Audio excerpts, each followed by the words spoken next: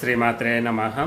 ఈరోజు వీడియోలో మనము ఎల్లమ్మ గురించి చెప్పుకుంటున్నాం కదా. అయితే ఇంత నేను చెప్తున్నా కూడా చాలామంది ఫోన్లు చేస్తున్నారు. అంటే మాకు ఇలా నిజంగానే జరుగుతున్నాయి, మాకు ఇలా చేసిండ్రు. అయితే ఈరోజు చాలామంది కట్ల గురించి అడుగుతున్నారు. అదేవిధంగా మాకు అంటే అమ్మవారు వస్తుందా వస్తలేదా, మాకు ఎవరన్నా అడిగితే కట్లు పడ్డాయి అంటున్నారు. అసలు ఇక్కడ చాలామంది తెలుసుకునే, ఎందుకంటే ఎవ్వరు మనకు ఇలాంటి విషయాలు అనేటివి చెప్పారన్నమాట. ఎందుకంటే నేను కూడా చెప్తున్నా కాబట్టి చాలామంది నన్ను విమర్శించవచ్చు. ఎందుకంటే ఇవన్నీ ఇలా చెప్తే మా దగ్గరికి ఎవరు రారు కదా, మాకు 10 రూపాయలు కావాలి కదా అంటారు. ఇలాంటి కొన్ని విషయాలు ఎవ్వరు చెప్పారన్నమాట. అందుకే మీరు చాలా జాగ్రత్తగా ఉండండి. నేను అన్ని విషయాలు, ఎందుకంటే నాకు అమ్మ ఆజ్ఞ ఉంది కాబట్టి, ఆ పరమేశ్వరుని యొక్క ఆజ్ఞ ఉంది కాబట్టి నేను సరే ఇలానన్నా చెప్తే కొంచెమన్నా వాళ్ళు తెలుసుకుంటారు, ఎవరి దగ్గరకు పోకుండా మోసపోరు కదా. అంటే ఎంతవరకు మనము తెలుసుకోవాలి అనే దాని గురించి చెప్పాలి. ఇంకా కొన్ని విషయాలైతే నేను కూడా చెప్పను, కొన్ని మంత్రాలు కానీ లేకపోతే ఏ విధంగా ఉన్నాయనేది కొన్ని, అంటే ఏవైతే బహిర్గతంగా చెప్పొచ్చో అలాంటి విషయాలు మాత్రమే చెప్తారన్నమాట. కొన్ని చెప్పకూడదన్న విషయాలు అవి చెప్పారన్నమాట. అయితే నేను కూడా చెప్పను, కొన్ని చెప్పని విషయాలు కూడా ఉంటాయన్నమాట. ఎందుకంటే అవి బహిర్గతము చేయకూడదు అనమాట. అయితే నేను కొన్ని ఇంతవరకు చెప్తే వాళ్ళు కొన్ని జాగ్రత్తలు పడతారు కదా అనే విషయాలు మాత్రమే నేను చెప్పుకొస్తున్నాను అనమాట. అయితే ఇక్కడ అమ్మవారి గురించి తెలుసుకోనేది ఏంటిదంటే, ఎల్లమ్మ తల్లి కానీ ఏ దేవుడైనా సరే, మల్లన్న తండ్రి కానీ, అయితే నీ కొలుపులు మాకు వాళ్ళు ఏం చెప్తున్నారు అంటే, మాకు ఇంతకుముందు అమ్మవారు వస్తుండే ఇప్పుడు వస్తలేదు అని అంటుంటారు. అంటే వచ్చింది ఇప్పుడు వస్తలేదు, అయినా ఏదైనా గుడికి పోతే వస్తుంది, ఇంట్లో వస్తలేదు అని అంటుంటారు కదా. మీరు ఇక్కడ ఒక విషయం గుర్తుంచుకోవాలి. మీరు బాగా గమనించండి. అయితే మీకు ఎప్పుడైనా సరే అమ్మవారికి ఆకలి అయినప్పుడు, ఆమె పండుగ చేయించుకోవాలి అనుకున్నప్పుడు అమ్మవారు ఏం చేస్తుందంటే, ఆ ఇంట్లో ఎవరి మీదకో ఒకరికి అమ్మవారు వచ్చిన సింటమ్స్ చూపిస్తుంది.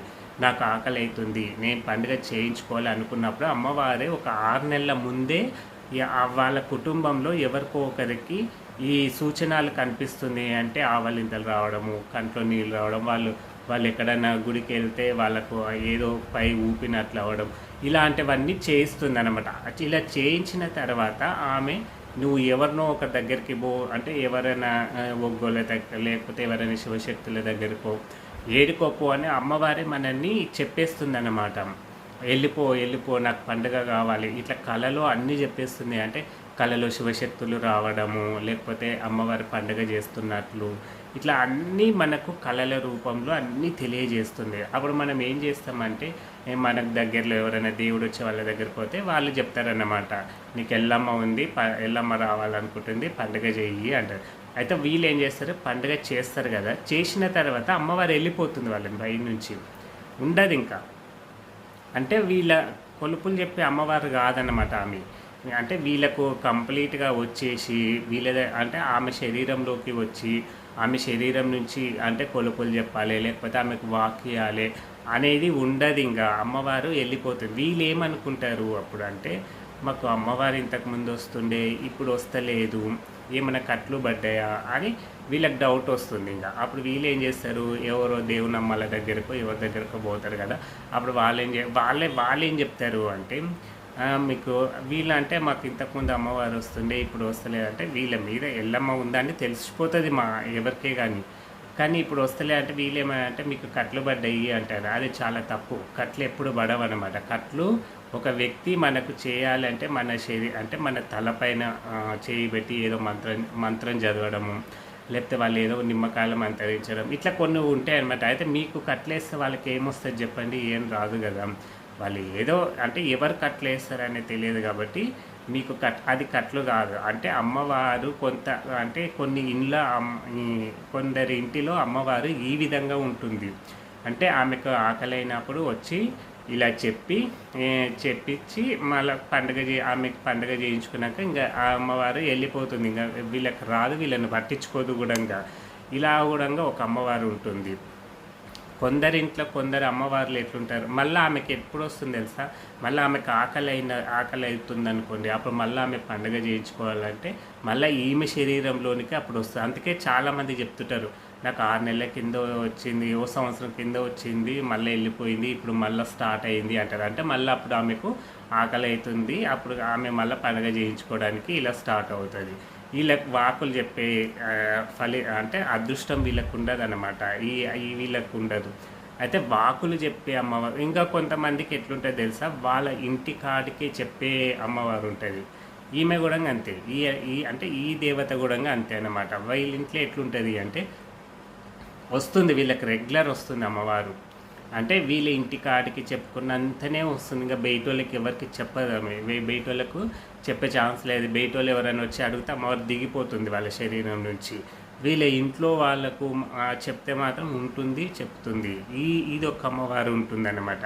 అయితే చాలామంది ఏమడుగుతున్నారంటే మా ఇంటి కాడికి చెప్తుంది ఇట్లా, అంటే 2-3 ముక్కలు చెప్తుంది, ఎవరన్నా వచ్చి ఇట్లా అడిగితే చెప్తలేరు, వాళ్ళమ్మ మాకు దొంగ దేవుడు అని అంటున్నారు.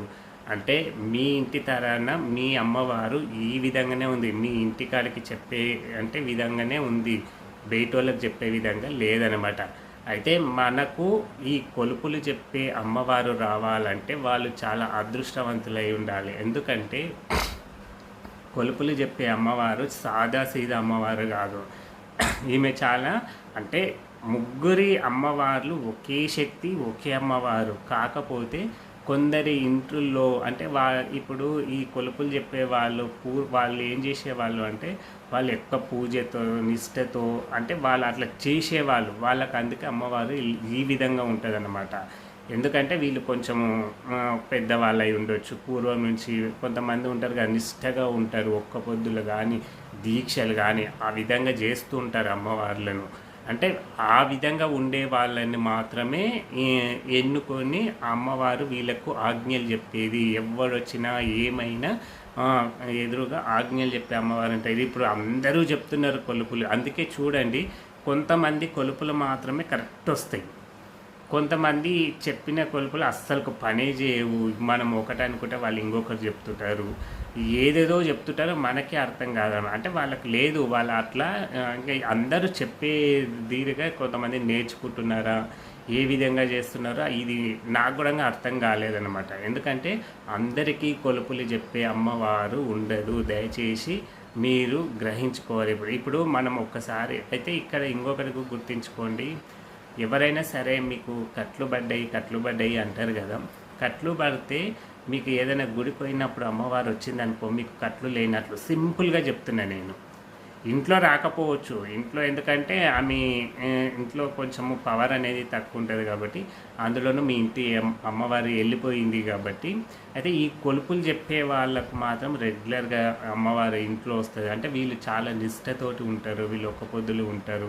ఈ కొలుపులు చెప్పే వాళ్ళు ఈ జోగినీసులకు అంటే ఈ జోగినీళ్ళు ఉంటారు కదా, జోగినీళ్ళు కానీ ఇట్లా కొంతమంది ట్రాన్స్జెండర్లనే వాళ్ళు కూడా చాలా భక్తితోటి ఉంటారు. వాళ్ళకు కానీ కొంతమంది ఇంటి తరాన కూడా ఉంటారనమాట. మనం చూస్తుంటాం చాలా పెద్ద వాళ్ళ ముఖం చూడంగానే మొత్తం చెప్పేస్తారు వాళ్ళకు కానీ. అంటే వీళ్ళు చాలా అంటే కొంచెం పెద్ద అన్నమాట వీళ్ళు. అంతే, అందరు అమ్మవారు ఒకటే, ఒక్కొక్కరి ఇంట్లో ఒక్కొక్కలాగా ఉంటుందన్నమాట. అందరూ మాకు వాకులు వస్తలేవు, చాలామంది వచ్చి అడుగుతున్నారు, దొంగ దేవుడు అంటున్నారు అని నాకు ఇలా ఫోన్లు చేసి అడుగుతున్నారు. కాబట్టి నేను చెప్తున్నా, అందరికీ వాకులు వచ్చే అమ్మవారు ఉండదు. అందుకే ఇది గ్రహించుకోండి మీరే అంటే వీళ్ళు కూడా అంటే వీళ్ళకి తెలుసో తెలియదో నాకు తెలియదు కానీ, ఎందుకంటే కొంతమంది దేవుని దగ్గరికి పోతే మీకు కట్లు పడ్డాయి అని చెప్తున్నారు కానీ అసలు మీకు వాకులు వచ్చి అమ్మవారు ఉందా లేదా అనేది కూడా తెలుసుకోలేదు. వాళ్ళ ఇంటి తరాన్ని అందుకే చూడండి, ప్రతి ఊర్లో శివశక్తులు దేవుడు వచ్చే వాళ్ళు ఉంటారు, కానీ వాళ్ళు ఏది పట్టించుకోరు అన్నమాట. అంటే వాళ్ళు ఏదైనా డప్పుల సౌండ్కి వస్తే అమ్మవారు రావడము, లేకపోతే వాళ్ళ ఇంట్లో పండుగలు చేస్తే వాళ్ళకి అమ్మవారు రావడము, ఈ విధంగానే జరుగుతుంది. కానీ వాళ్ళు కూడా కొలుపులు ప్రతి ఊర్లో ఎంతోమంది ఉంటారు. ఇప్పుడు అంటే ఊర్లలో చాలామంది ఇండ్లలో అమ్మవార్లు ఉంటుంది వాళ్ళకి, కానీ వాళ్ళు ఈ కొలుపులని లేకపోతే ఇలా చెప్పాలి అలా చెప్పాలి, వాళ్ళకి అసలు దేవుడే రాడు. వాళ్ళ ఇంటి దేవుడు వాళ్ళ పండుగ వాళ్ళ ఇంట్లో పండుగ చేసినప్పుడే వాళ్ళకే వస్తారు. మిగతా టైంలో రానే రారు. వాళ్ళు గుడికి పోయినా రారనమాట. అట్లా మనం నిష్టతోటి చేయంగా అన్నీ వదులుకొని భార్య సంసారాలు అన్నీ వదులుకొని చేసిండ్రు కాబట్టి చేసుంటారు చూడు. వాళ్ళ ఇండ్లలో మాత్రమే ఈ అమ్మవారి కొలుపులు చెప్పే అమ్మవారు ఉంటుంది. సరే ఇప్పుడు అందరు చెప్తున్నారు, సరే అవుతున్నాయో అవుతలేవో అది మీకు తెలుసు అనమాట. నాకైతే తెలియదు కదా, ఎందుకంటే మీరు తిరుగుతుంటారు, వాళ్ళ ముందుకు పోతుంటారు. వాళ్ళు ఏ విధంగా చెప్పిండ్రు, కరెక్ట్ చెప్పలేదా, అంటే ఒక పని మీద పోతే వాళ్ళు ఇంకొక పని ఇంకొకరు చెప్పిండ్రు. మేము ఏదో అడగడానికి పోతే మీకు ఈ దేవుడు ఉన్నాడు ఆ దేవుడు ఉన్నాడు అని చెప్తున్నారు. అయితే ఇంకొకటి కూడా ఇక్కడ నేను చెప్తా చూడండి. మీరు ఏదైనా దేవుని దగ్గరికి పోతున్నప్పుడు మీరు ఉల్లిపాయ తినిపోకండి. అంటే ఉల్లిగడ్డకు సంబంధించినవి అంటే ఏదైనా అడిగిపించుకోవాలి శివశక్తుల దగ్గరికి, దేవునమ్మల దగ్గరికి పోయి అడిగిపించుకోవాలి అంటే మీరు మల్తటి రోజు నుంచి రేపు పోవాలంటే ఈ రోజు మీరు ఉల్లిగడ్డ కానీ ఆనంకాయలు కానీ ఇట్లా పొట్లకాయలు కానీ ఇలా అంటే నాన్ వెజ్ కానీ తినకుండా ఉండాలి. అట్లా పోతేనే మనకు వాకు కరెక్ట్ వస్తుంది. ఈరోజు నాన్ వెజ్ తినిపోయి ఆమె ముందర కూర్చుంటే రాదు వాకు. ఆమెకు అందదు, ఆమె ఏమేమో చెప్తుంటుంది. ఎందుకంటే మీది సరిగా వాకు అందదు అనమాట. ఉల్లిపాయ తినిపోయినామనుకోండి అప్పుడు కూడా వాకులు రావు. అందుకే మీరు ఇక్కడ చూసుకోవాలన్నమాట. ఇది కూడా అంటే తెలియదు అన్నమాట. చాలామందికి చెప్పేవాళ్ళు లేరు. ఎందుకంటే ఇప్పుడు ఎవరన్నా అడుగుదామంటే వాళ్ళు ఏదో డబ్బులు తీసుకుంటారు. ఇట్లా అంటే ఇంట్లో పెద్దవాళ్ళు ఉంటారు అనుకోండి, ఇంట్లో పెద్దవాళ్ళు ఉంటే వాళ్ళ ఇట్లుండాలి, ఈ విధంగా ఉండిపోవాలి అని చెప్తే వీళ్ళు కూడా అట్లా పోతారు కాబట్టి మంచిగా వస్తాయి. అప్పుడు వీళ్ళు ఏం చేస్తారంటే 10 తోవలు తిరగాల్సి వస్తుంది. అంటే ఈ అమ్మవారి పోతే ఏదో చెప్తుంది అని వీళ్ళు మళ్ళీ ఇంకొక దేవుడు ఇట్లా పోతుంటారు. కాబట్టి ఇలా పోండి, మీకు ఇక్కడ పోయినరో ఆ వాక్ అనేది కరెక్ట్ వస్తుంది. మీకు ఒకటే తోటి మీ సమస్యకు పరిష్కారం అనేది దొరుకుతుంది అన్నమాట. అయితే ఈ కట్లు అంటున్నారు కదా, కట్లు మనకు ఏ విధంగా ఉన్నాయా లేవని తెలుసుకోవడానికి మీకు ఇంట్లో దేవుడు రాకపోతే వదిలేసేయండి, ఏం పట్టించుకోకండి. మీకు ఇంట్లో మీకు కట్లు ఉన్నాయంటే మీకు దేవుడి ముందు పూజ చేసినా ఏమైనా చేసినా ఆవలింతలు ఆగిపోతాయి, కంట్లో నీళ్లు రావడం ఆగిపోతాయి, మనకి ఏదో అవుతుంది. ఇప్పుడు మామూలు దేవుడు రాని వ్యక్తి ఏదో పూజ చేస్తారు చూడు, అదే విధంగా ఉన్నాయంటే 100% మనకు కట్లు పడ్డాయంటే మనం ఒక మామూలు మనిషిలాగానే పూజ చేస్తుంటాము. కట్లు లేదు అని అనుకున్న వాళ్ళకు మాత్రము మళ్ళా దేవుడు వచ్చి సూచనలు ఉన్నాయి, కానీ ఇప్పుడు అమ్మవారు మీ పైకి రావడం లేదు అనేది గ్రహించుకోండి. మీకు కట్లు పడ్డాయని అనుకోకండి. కట్లు పడితే ఇంకా మీరు ఒక మామూలు వ్యక్తి ఏ విధంగా పూజ చేస్తాడో అదే విధంగా పూజ చేస్తాడు. మీకు ఈ ఆవలింతలు కానీ ఈ కంట్లో నీళ్ళు కావడం కానీ ఒక్కొక్కసారి మీకు అసలు ఈ పూజనే వద్దు అని అనిపిస్తుంది అన్నమాట. కట్లుంటే కానీ ఏ మొక్కదంలే ఊకే అనే ఫీలింగ్ కూడా మీ లోపల వస్తుంటుంది. ఇలా వస్తుంది అంటే మీకు 100% కట్లు ఉన్నట్లు. ఇంకా లేదు మాకు ఆవలింతలు వస్తున్నాయి, కంట్లో నీళ్ళు వస్తున్నాయి కానీ మాట రావడం లేదు అంటే మీకు కట్లు పడలేదు. అమ్మవారు మీకు అంతవరకే ఆజ్ఞ ఇచ్చింది, ఆమె వెళ్ళిపోయింది. మీకు మళ్ళీ ఆమె పండుగ ఎప్పుడు చేయించుకోవాలో అప్పుడు వస్తుంది. మళ్ళీ మీకు గుడికి వెళ్ళినా మళ్ళీ లేదు, గుడికి వెళ్తే వస్తుంది, ఇంట్లో వస్తలేదన్నా మీకు కట్లు లేనట్లు. ఎందుకంటే ఇప్పుడు వీళ్ళకి కూడా ఈ దేవుని నమ్మల గురించి చాలామందికి తెలియక ఏం చేస్తారంటే మనం ఏం చెప్తాము అంటే వాళ్ళ దగ్గరకు ఇంతకు ముందు వస్తుండే ఇప్పుడు వస్తలేమంటే వాళ్ళు సడన్గా కట్లు పడ్డాయి అందుకే నీ అమ్మవారు వస్తలేదు అంటారు. నాకు చాలామంది చెప్పిండ్రు, అంటే మేము ఇట్లా పోతున్నాము కట్లు కొంత తీసేసినా మాకు మళ్ళీ అమ్మవారు వస్తలేదు అంటున్నారు. అంటే మీకు ఇంకా అమ్మవారు రావాలి కదా. మీకు కట్లుంటే ఆమె వచ్చి రావాలి అనుకుంటే మీకు ఎంత పెద్ద కట్లు వేసినా ఆమె తెంచేస్తుంది, అమ్మవారు మీ లోపలికి ప్రవేశిస్తుంది. అందుకే మీరు మీకు తొందర ఎక్కువ అన్నమాట. మాకు కూడా అమ్మవారు వస్తే మేము వాకులు చెప్పేవాళ్ళము, మేము ఏదో ఇంతో అంత సంపాదించుకునే ఈ ఆలోచనతోటి ఆలోచిస్తున్నారు కానీ ఈ అమ్మవారి గురించి తెలుసుకుంటలేరు మీరు. అందుకే తెలుసుకోవాలి. మనకు ఒక అమ్మవారు వస్తే అంటే అమ్మవారి గురించి మనకి ఎట్లుంటుంది అంటే దేవుడు వస్తుంటే ఇంకా అయిపోయా మనం వీళ్ళకి చెప్పుదామా వాళ్ళకి చెప్పుదామా, ఫస్ట్ అమ్మవారు ఏ విధంగా ఉంది ఎట్లొస్తుంది అనే విషయాలు తెలుసుకోవాలి. ఎందుకంటే అన్నీ తెలుసుకుంటేనే రేపు ఎవరైనా మనల్ని ఒక ప్రశ్న వేసినప్పుడు దానికి మనం సమాధానం చెప్పే విధంగా ఉండాలి. అంతేగాని వీళ్ళని కట్లున్నాయని బెదిరించి కట్లు తీయించుకొని డబ్బులు తీసుకొని ఇవన్నీ మామూలు వ్యక్తులు చేసే పనులే. కానీ మనము ఇలాంటివి వాటికి కొంచెం చదువుకున్న వాళ్ళు ఉంటారు కదా. ఇప్పుడు ఏం చదువుకోనోళ్ళు అయితే వాళ్ళు ఊగిన రోడ్డు మీద ఊగినా, చేసినా వాళ్ళకి సరిపోతది. కొంచెం చదువుకున్న వాళ్ళు ఏం జేయాలంటే, మాకు అంటే ఇంగ ఇలా జేయకుండా అసలు అమ్మవారు ఏంటిది? ఎందుకొస్తుంది? అనే దాని మీద దృష్టి పెట్టండి. అంటే సెర్చ్ జేయండి. అంటే ఇట్లా ఊగడము, చేయడము ఇవన్నీ మనకెట్లా చదువుకున్న వాళ్ళకి ఇవన్నీ ఇష్టం ఉండదు. చాలామంది నాకు జెప్పిండ్రు గూడా, "మేము చదువుకున్నాం గురూజీ.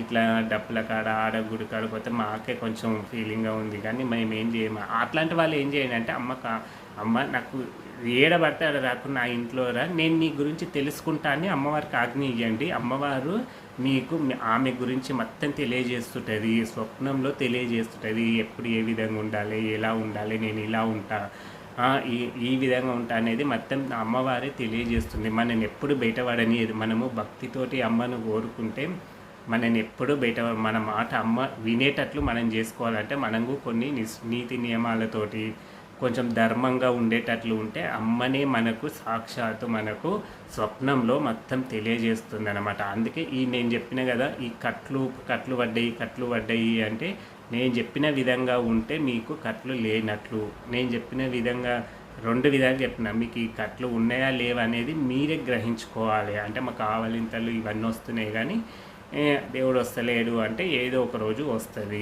మా అమ్మవారు ఇప్పుడు మాకు లేదు, ఆమె ఏదో పండుగ చేయించుకునేది వెళ్ళిపోయింది అనే దాని మీద దృష్టి చేయండి.